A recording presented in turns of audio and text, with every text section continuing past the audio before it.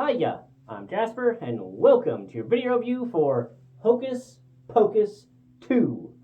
As always, I'm going to give you the good, the bad, and the furry. To start off the furry, while there is a black cat in this one, doesn't play a main part, not sentient, not speaking. So, yeah, moving on to the good and the bad. So, link in the description down below for my review of Hocus Pocus 1, but this movie did not have to go as hard as it did. This movie was so good. Like, number one, I felt like they had a pretty limited budget, even during the time that it was being made. I felt like it was, campy, hokey, and just dealt with that. With this, they were like, you know what? We're going to keep the same level of fun, but we're going to have much better sets. We're going to have a really good CGI. Now, I'm not saying it's a freaking, pre-Endgame Marvel CGI movie. It's not, but whenever there is CGI on screen, and there's a decent amount for the magic that's being shown, it's great.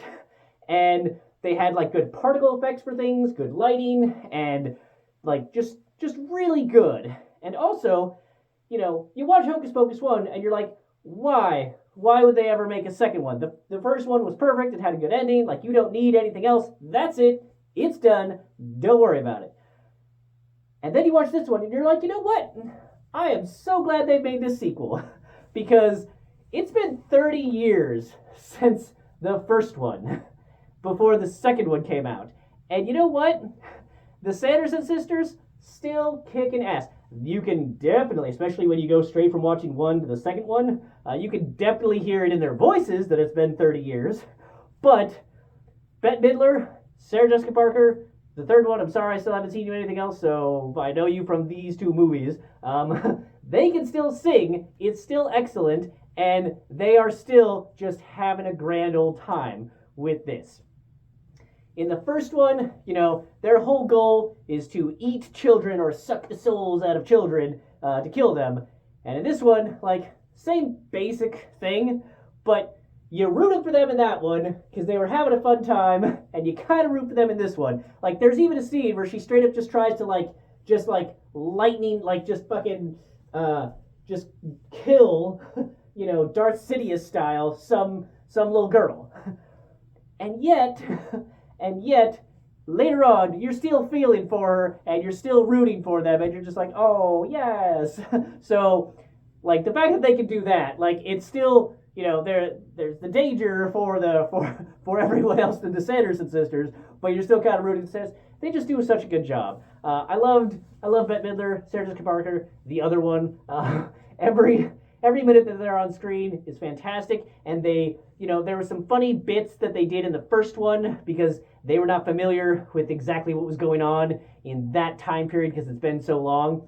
Well, there's further examples of that. Now, I think there are a couple ones where I was like, I feel like some of that was around the first time that they were around, but I could also see that maybe they just didn't experience it, they didn't see it, so this is the first time they're doing it. So I think it works within the continuity that they had, and in this one, all the events of the first movie happened within this universe. And I like that because they're not just like, we're going to redo whatever. There was some nice nods to the first one, and I like that the young actors that they chose in this one. So in the first one, the acting is commensurate with the budget, and I'm guessing with the direction given. But in this one, the kid actors, yes, they're I would say, a older, starting age, they're, mid to high schoolers, whereas in that one they were, middle schoolers type of thing and below, like that. They have a different age group, but the acting in this one was significantly better between the main non-Sanderson actors. So they did a fantastic job. The mayor was funny, and the events of this one were it's a grand, fun time. So they updated the storyline. They made it fun still. So they kept all the good of the first one. They updated the CGI and the funniness to today's age. It all very, very much works. So I know that a lot of times you're like, Hollywood's just making sequels and prequels and requels and, blah, blah, blah. And it's just all cash grab and money grab, and it's never as good as... This is one of the rare cases where the first one's excellent, and so is the second one, even with that 30-year gap, and it's worth it.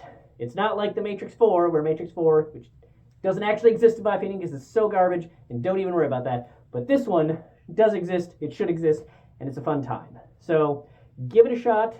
Just give it a shot. It's fun. But that's all I have for this one. Thanks for coming. Thanks for watching. Hope to see you at the next one. Bye.